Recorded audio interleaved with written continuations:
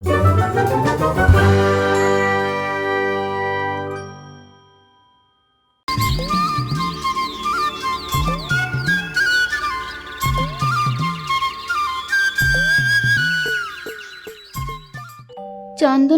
মানুষের মধ্যে এক ধরনের কথা প্রচলন ছিল যে তাদের গ্রামের পূর্ব দিকে বহু দূরে একটা মরুভূমি আছে। সেখানে অদ্ভুত সব মানুষ আর প্রাণী বাস করে।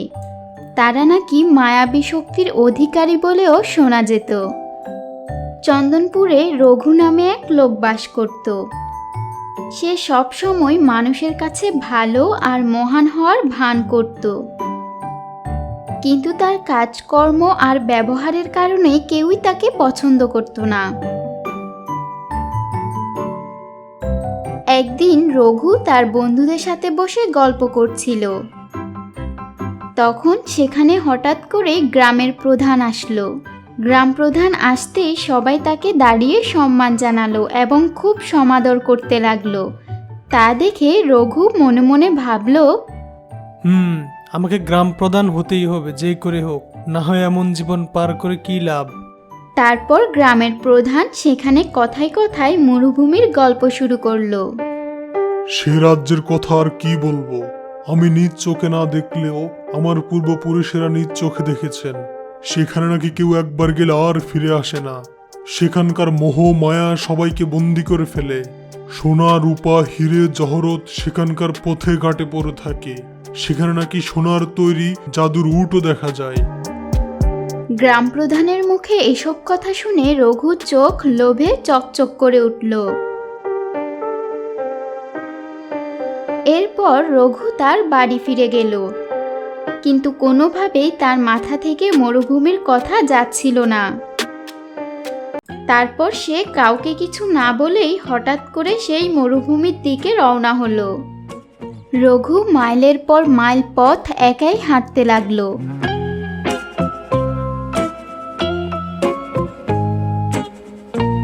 অবশেষে সে মরুভূমিতে এসে পৌঁছালো, কিন্তু সেখানে গিয়ে সে দূর দূরান্ত পর্যন্ত কাউকে দেখতে পেল না। সে মরুভূমির মধ্যে কিছুক্ষণ এদিক ওদিক হাঁটাহাঁটি করলো, কিন্তু সে কারো দেখা পেল না। প্রচণ্ড রোদে গরমে সে ক্লান্ত হয়ে পড়ল।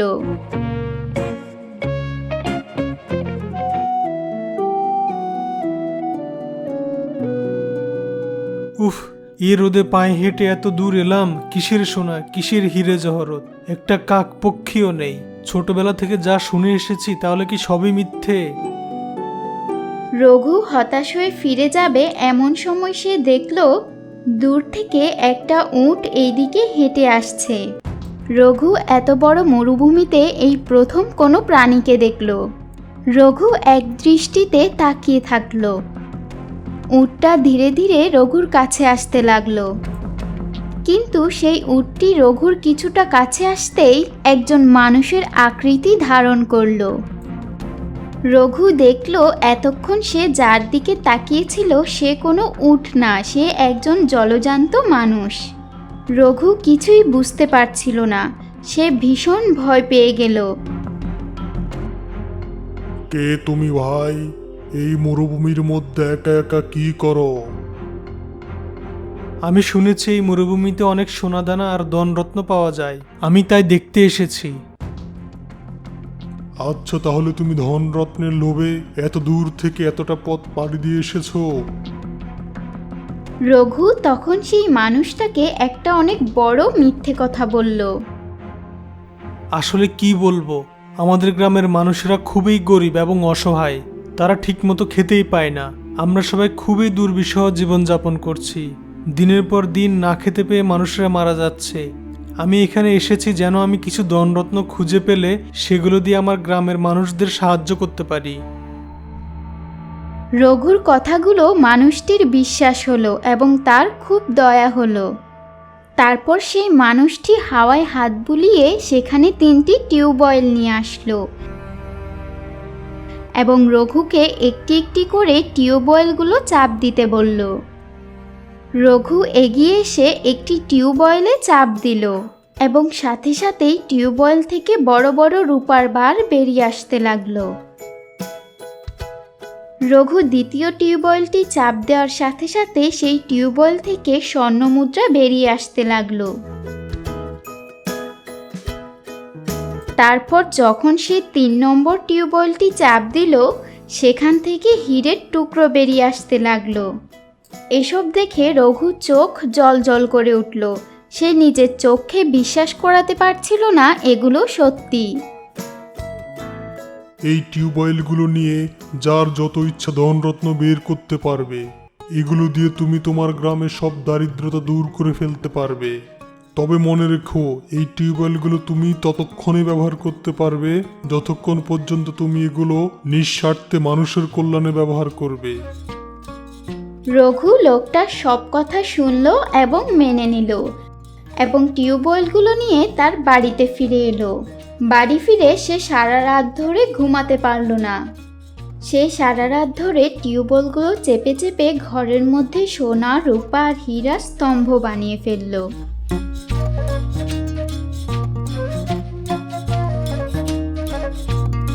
হা হা হা, কাল সকাল হতেই আমি এই সমস্ত ধনরত্ন বিক্রি করা শুরু করব। এগুলো বিক্রি করে আমি অনেক টাকার মালিক হয়ে যাব। হা হা হা হা হা। কিন্তু ওই লোক তো বলেছে নিজের স্বার্থে এগুলো ব্যবহার করলে টিউবওয়েল কাজ করবে না। না করলে না করুক, যে সোনা, রূপা আর হীরা বের করেছি সেগুলো বিক্রি করেই আমি কোটিপতি হয়ে যাব। না না, আজ রাতে ঘুমানো যাবে না। রাতের মধ্যেই যতটা সম্ভব ধনরত্ন বের করে নিতে হবে।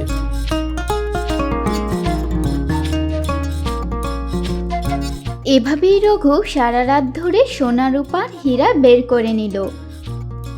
পরের দিন সকাল হতেই রঘু কিছু সোনা, রূপা আর কয়েক টুকরো হীরা নিয়ে দোকানে গেল সেগুলো যাচাই করার জন্য যে সেগুলো আসল কিনা। দোকানদার সেগুলো যাচাই করে বলল সেগুলো আসল। এতে করে রঘু ভীষণ খুশি হয়ে গেল।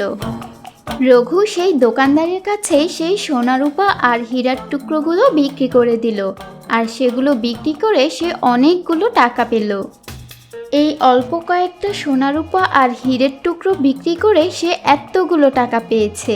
সবগুলো বিক্রি করে রঘু কতগুলো টাকা পাবে সেটা ভেবেই সে আনন্দে আত্মহারা হয়ে উঠল। কিন্তু তখনই একটি বিস্ময়কর ঘটনা ঘটল। রঘু টাকাগুলো হাতে নেওয়ার সাথে সাথে দোকানদারের সামনে থাকা সোনা, রূপা আর হীরের টুকরোগুলো ছাই হয়ে গেল। এই দেখে দোকানদার দ্রুত রঘুর হাত থেকে টাকাগুলো ফিরিয়ে নিল। রঘুর সব আনন্দ এক মুহূর্তেই মাটি হয়ে গেল। তার মরুভূমির সেই লোকটির কথা মনে পড়ে গেল। সে দৌড়ে বাড়িতে গেল। বাড়ি ফিরে সে দেখল তার ঘরে থাকা সমস্ত স্বর্ণমুদ্রা, হীরের টুকরোগুলো সবই ছাই হয়ে ঘরে ছায়ের স্তূপ হয়ে আছে। সাথে সাথে সেই 3টি জাদুর টিউবওয়েলও গায়েব হয়ে গেছে। রঘু বুঝতে পারল সে অনেক বড় ভুল করেছে। সে এসব ধনরত্ন দিয়ে মানুষকে সাহায্য করে সবার কাছে সত্যিকারের মহান মানুষ হতে পারত, কিন্তু সে তার লোভের জন্য সব কিছু হারিয়েছে। এখন রঘু সেই ছায়ের স্তূপের সামনে বসে নিজের বোকামির জন্য দুঃখে মাথা চাপটানো ছাড়া কিছুই করার ছিল না। হায় হায় রে, আমি কি করলাম! হায় হায়।